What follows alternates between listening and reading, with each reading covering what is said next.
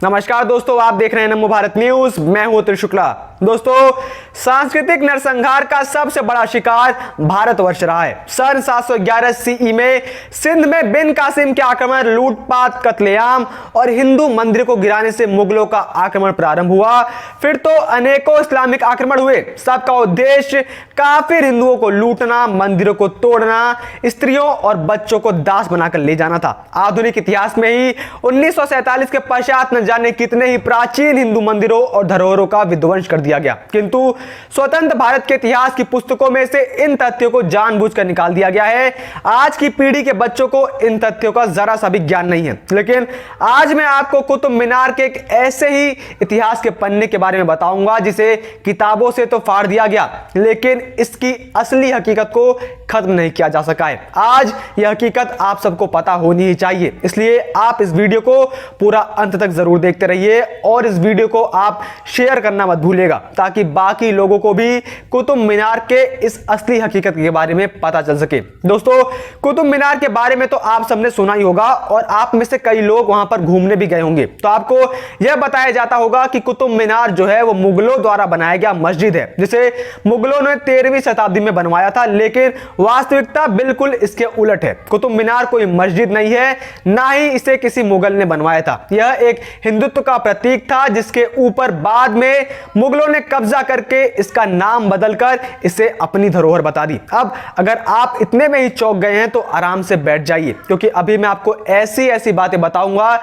जिसे सुनकर आप हैरान तो रह जाएंगे और आपको गुस्सा भी बहुत आएगा। कैसे इस देश में हिंदुत्व को मिटाने की पूरी कोशिश की जा चुकी है। सबसे पहले आपको बता दूं कि कुतुब मीनार के मुद्दे को लेकर कोर्ट के अंदर पहले से ही एक केस चल रहा है। दिल्ली के साकेत कोर्ट में पिछले साल एक याचिका दाखिल की गई थी, जिसमें कुतुब मीनार परिसर में बनी कुव्वत उल इस्लाम मस्जिद पर दावा ठोका गया है। याचिका में कहा गया है कि इस मस्जिद को 27 हिंदू और जैन मंदिरों को तोड़कर बनाया गया था और इसको साबित करने के लिए इतिहास में पर्याप्त सबूत भी मौजूद हैं। लिहाजा इस मस्जिद में तोड़े गए मंदिरों को दोबारा स्थापित करने और वहां पर विधि विधान से 27 देवी देवताओं की पूजा करने का अधिकार दिया जाए। याचिका के मुताबिक इसी परिसर में 27 नक्षत्रों के प्रतीक के तौर पर 27 मंदिर थे। इनमें जैन तीर्थकारों के साथ भगवान विष्णु, शिव, गणेश के मंदिर थे, जिन्हें तोड़कर इसे मस्जिद को बनाया गया। भारतीय पुरातत्व सर्वे का बोर्ड भी यही बताता है कि उसे 27 हिंदू जैन मंदिरों को तोड़कर बनाया गया है। और आज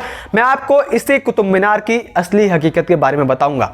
जैसा कि हम सब जानते हैं कि मीर कासिम के आक्रमण से भारत में विदेशी लुटेरों का आना शुरू हो गया था। उन्हीं लुटेरों में से एक था मोहम्मद गौरी, जिसने पृथ्वीराज को हराकर दिल्ली को दोनों हाथों से लूटा और वह सोमनाथ मंदिर तक पहुंच गया। मोहम्मद गौरी की मृत्यु पोलो खेलते खेलते समय घोड़े से गिरकर लाहौर में मौत हो गई थी। मोहम्मद गौरी के सेनापति कुतुबुद्दीन ने दिल्ली में कदम रखते ही सबसे पहले इन 27 मंदिरों को तोड़ने का आदेश दिया था। जल्दीबाजी में मंदिरों को तोड़कर बची सामग्री से मस्जिद खड़ी कर दी गई थी। फिर उस मस्जिद को कुव्वत उल इस्लाम नाम दिया गया, जिसका मतलब है कि इस्लाम की ताकत। इसके निर्माण का मकसद इबादत से ज्यादा स्थानीय हिंदू और जैन लोगों की धार्मिक भावनाओं को ठेस पहुंचाना और उनके सामने इस्लाम की ताकत को दिखाना था। जिसके बाद इसने कुतुब मीनार, जिसका वास्तविक नाम तो विष्णु स्तंभ है, जिसे कुतुबुद्दीन ने नहीं बल्कि सम्राट चंद्रगुप्त विक्रमादित्य के नवरत्नों में से एक और खगोल शास्त्री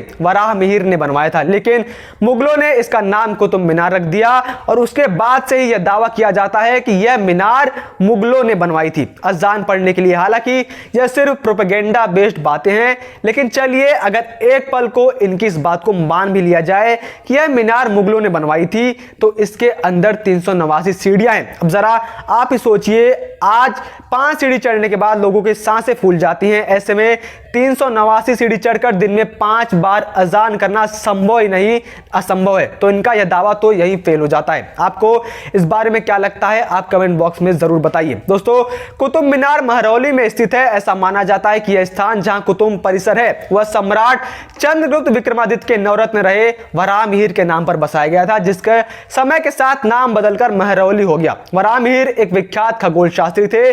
उन्होंने यहां खगोल विद्या व नक्षत्रों के अध्ययन के लिए स्तंभों व 27 मंदिरों का निर्माण करवाया था। उसी स्तंभ व 27 मंदिरों को तोड़कर कुतुब मीनार का निर्माण किया गया था, ऐसा दावा किया जाता है। कुतुब मीनार के बारे में यह भी कहा जाता है कि यह बराह मीर द्वारा कराए गए निर्माण में से ही एक है।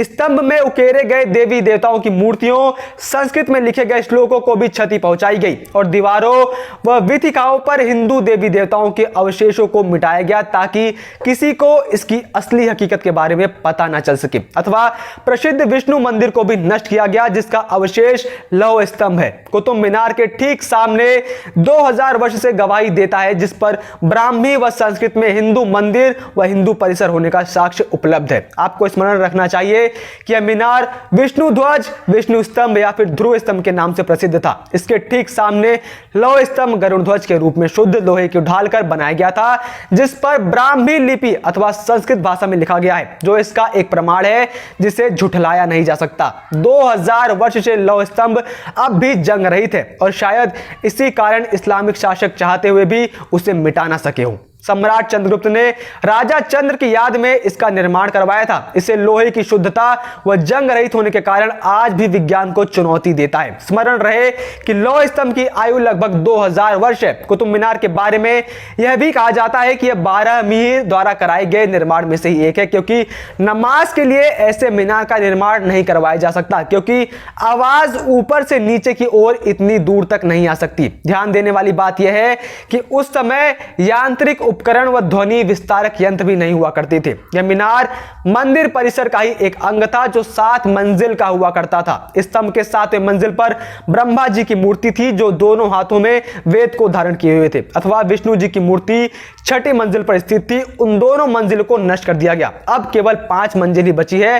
कदाचित उन हिंदू अवशेषों को नष्ट करने के लिए ही 2 मंजिलों को गिराया गया था। कुतुब मीनार परिसर में बनी इस मस्जिद में उन मूर्तियों और धार्मिक प्रतीकों को आज भी देखा जा सकता है। इन सब सबूतों के बावजूद भी अभी तक यह मामला कोर्ट के अंदर चल रहा है और अभी भी यह मामला लटका हुआ है, क्योंकि पिछली सरकारों ने इमारत के बारे में पूरी जानकारी होते हुए भी तब की सरकार ने हिंदू और जैन समुदाय को अपना पक्ष रखने का मौका ही नहीं दिया, जबकि मुस्लिम समुदाय ने जगह का कभी इसका धार्मिक इस्तेमाल किया ही नहीं। इसके अलावा यह वक्फ की संपत्ति भी नहीं है, इसलिए उनका कोई इसके ऊपर दावा भी नहीं बनता है। आज उत्तर भारत के लगभग 1/3 गांवों का नाम इस्लामिक है। अधिकांशतः इन गांवों में मुस्लिम नहीं रहते और ना ही इन नामों का उस स्थान या फिर भारत की संस्कृति से कुछ लेना देना है, फिर भी ऐसे नाम थोपे गए। यह सांस्कृतिक आक्रामकता का ही एक उदाहरण है जो कि पीढ़ियों तक असरदार है।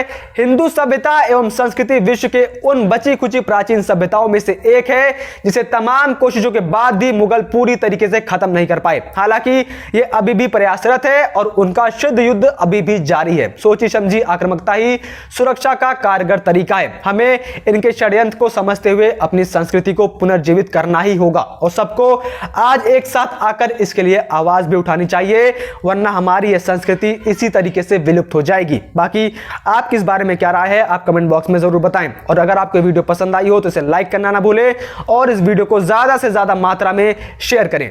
जय हिंद, जय भारत। वीडियो को लाइक, सब्सक्राइब और शेयर करना ना भूलें। अपने विचारों को कमेंट बॉक्स में लिखकर हम तक जरूर पहुंचाइए।